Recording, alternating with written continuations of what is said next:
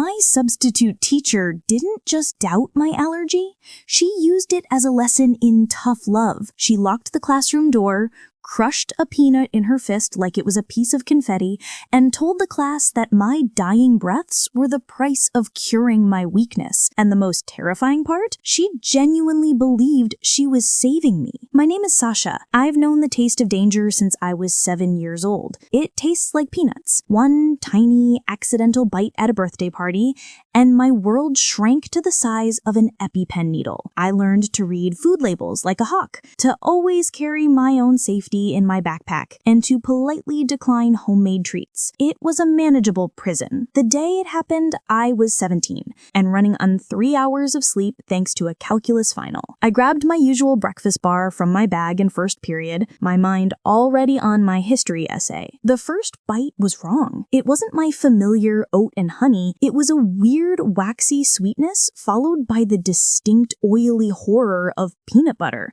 My friend Mia must have swapped her protein bar with mine by accident when we were studying. My heart didn't just race, it tried to claw its way out of my chest. My EpiPen, I choked out, my tongue already feeling thick and foreign in my mouth. I fumbled in my bag, but my hands were shaking too badly. I'd left my case on my desk at home in my sleep-deprived haze. The classroom one, please! Our substitute, Mrs. Vance, looked up from her phone. She was a woman with a sharp, disapproving face and a sweater set that looked like it hated joy. The dramatics aren't necessary, dear. Sit down. I'm not, I wheezed, the air turning to thick syrup in my lungs.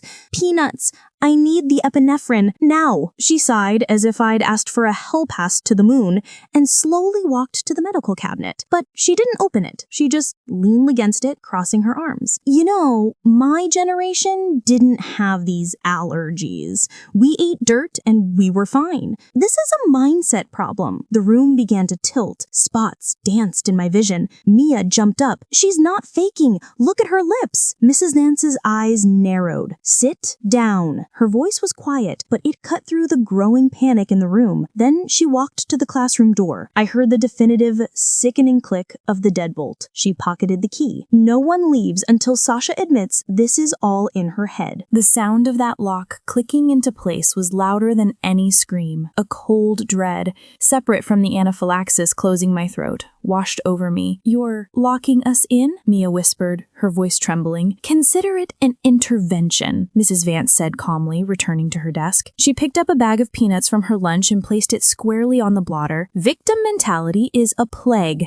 I'm doing you all a favor by curing it. My vision started to tunnel. I could feel the swelling crawling down my throat, tightening like a fist. 6 minutes, the number my allergist had drilled into my head. I had 6 minutes before the damage could be irreversible. I tried to speak, to beg, but all that came out was a strangled gasp. Blood began to trickle from my nose. A warm, shocking stream down my lip and onto my desk. Look at her! She's bleeding! Someone yelled. Psychosomatic, Mrs. Vance declared, not even looking up. The body can produce remarkable symptoms when the mind believes a lie. That's when my ex-boyfriend, Mark, decided to speak. She does have a flair for the dramatic, he said, shrugging. He never could handle any display of weakness. Mrs. Vance gave him a small, approving smile. See? Even someone close to her knows the truth. She stood then, picking up a single peanut. She walked back to my desk, her heels clicking on the linoleum. The class was dead silent, frozen in horror. She held the peanut over my head. Exposure therapy, she announced to the room. This is how you build resilience. She slowly, deliberately crushed it between her fingers. The dusty fragments rained down onto my hair, my desk, my trembling hands. I flinched back, sucking in a desperate, useless breath filled with the very poison that was killing me. The world was turning blue at the edges, and the last thing I saw clearly was Mia launching herself toward the medical cabinet with a scream. Mia didn't get far. Mrs. Vance moved with shocking speed, grabbing her by the wrist and shoving her back into her chair. Destruction of property is an expellable offense, she hissed, her calm facade finally cracking to reveal something cold and vicious beneath. That single act of defiance broke the class's paralysis. The room erupted into chaos. Someone, it was Jake, the quiet kid from the back, slammed his chair into the medical cabinet, but the laminated glass only splintered. Another student, Sarah, was sobbing, using her sleeve to try and staunch the blood flowing from my nose. "Please, just open the door," she screamed. Mrs. Vance stood between us and the locked door, a smug, unshakable statue. No one leaves until she admits it. My body was giving up. A strange, cold numbness was spreading from my extremities. I was drowning on dry land. Through the growing static in my ears, I heard a new sound, a wet, ragged wheezing. It wasn't coming from me. I managed to turn my head. It was Ben. His face was blotchy and swollen,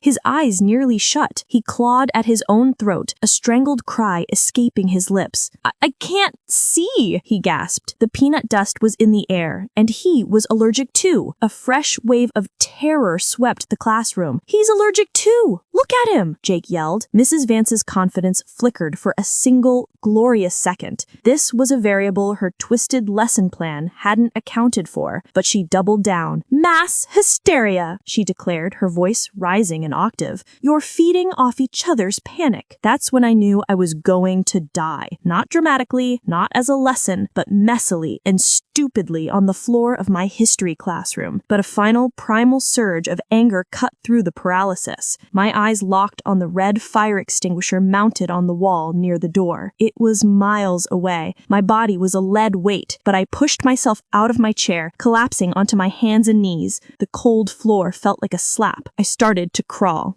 "Look at her," Mrs. Vance mocked, her voice echoing as if from the end of a long tunnel. "Crawling for sympathy?" I didn't look up. I focused on the shiny red cylinder, my vision swimming. Each inch forward was a battle. I could feel the grit on the floor, the splinters from the broken cabinet digging into my palms. I was an animal, reduced to its most basic instinct, survive. I reached the wall. Using the bracket for support, I hauled myself to my feet, my legs buckling beneath me. I wrapped my arms around the heavy fire extinguisher. It was colder than I imagined. With the last of my strength, I turned and hurled it, not at Mrs. Vance, but at the small, reinforced window in the classroom door. The crash was the most beautiful sound I had ever heard. The world exploded in a shower of glass and screaming. The fire extinguisher, heavier than I ever could have lifted on a normal day, tore through the window, taking chunks of the door frame with it. The sound was a gunshot in the tense silence, and for a single, suspended moment, everything stopped. Then, chaos erupted in the hallway. I collapsed against the wall, sliding back to the floor,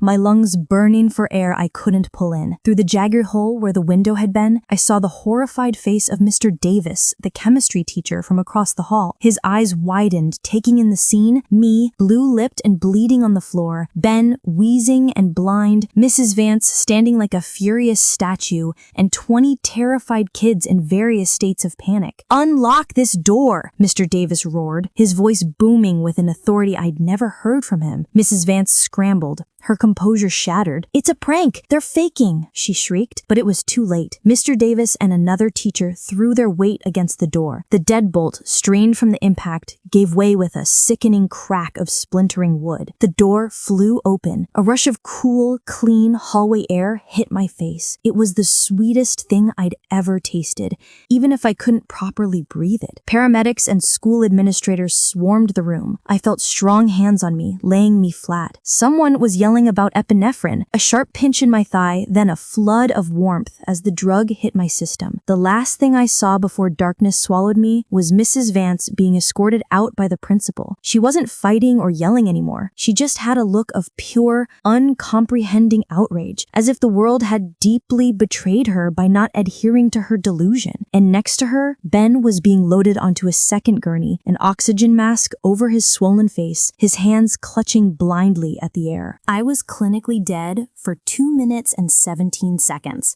The paramedics told my parents that later, their voices hushed and heavy.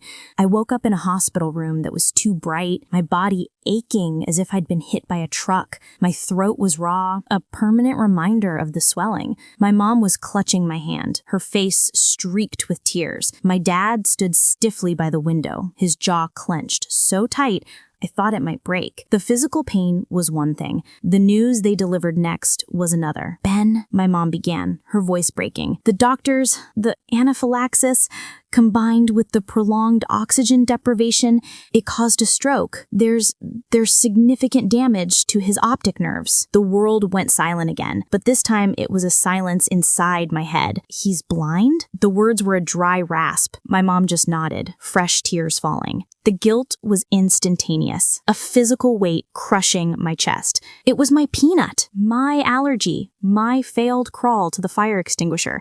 If I had been faster, stronger, smarter.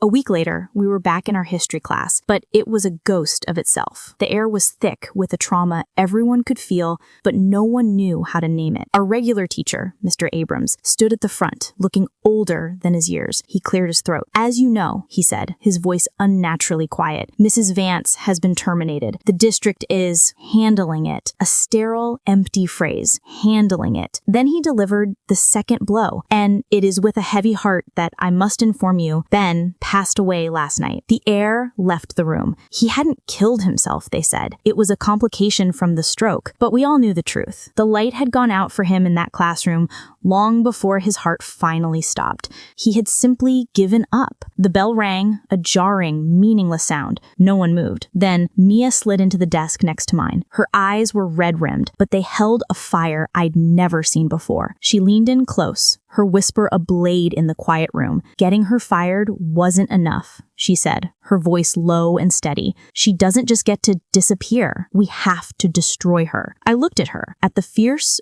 grieving determination on her face, and I knew she was right. This wasn't about revenge anymore. It was about justice. For Ben. For all of us. I tried to nod, but my throat was too tight, the scar tissue pulling tight with the motion. The war was just beginning. Destroying her became our shared, silent project. Mia was the general. She created a private group chat, pulling in everyone from that classroom who was willing to fight. Sarah, who'd held my hand, Jake, who'd smashed the cabinet, even the kids who had frozen at their desks, they all joined. We weren't just a class anymore. We were witnesses. The school offered counseling, but it felt like putting a Band-Aid on a gunshot wound. My own therapy sessions were filled with long silences and the phantom taste of peanuts. I developed a stutter when I felt anxious, my throat seizing up around the words. The school installed bright red, unlocked EpiPen cabinets in every room, a hollow victory that felt like a tombstone for Ben. We dug for evidence. Mia, with a focus that terrified me, filed public records requests from Mrs. Vance's employment history. What we found made my blood run cold. There was a complaint from 2 years prior at another school, a student with a severe asthma attack. Mrs. Vance had confiscated his inhaler, calling it a crutch. He'd been hospitalized. The school had let her resign quietly. They'd passed their problem on to us. My family hired a lawyer, a woman named Miss Chen, whose calm demeanor hid a spine of steel. She used that old complaint to bludgeon the district. This wasn't a one-time mistake. It was a pattern of monstrous negligence. We weren't just suing a substitute teacher anymore. We were suing this system that protected her. The district, smelling blood in the water, offered a settlement. The number was large, life-changing, but it came with a condition, a non-disclosure agreement. We would have to stay silent forever. My parents looked at me, the decision in their eyes. They wanted to protect me, to make the nightmare end. I thought of Ben's laugh in the hallways before that day. I thought of the empty desk in our classroom. I looked at Mia,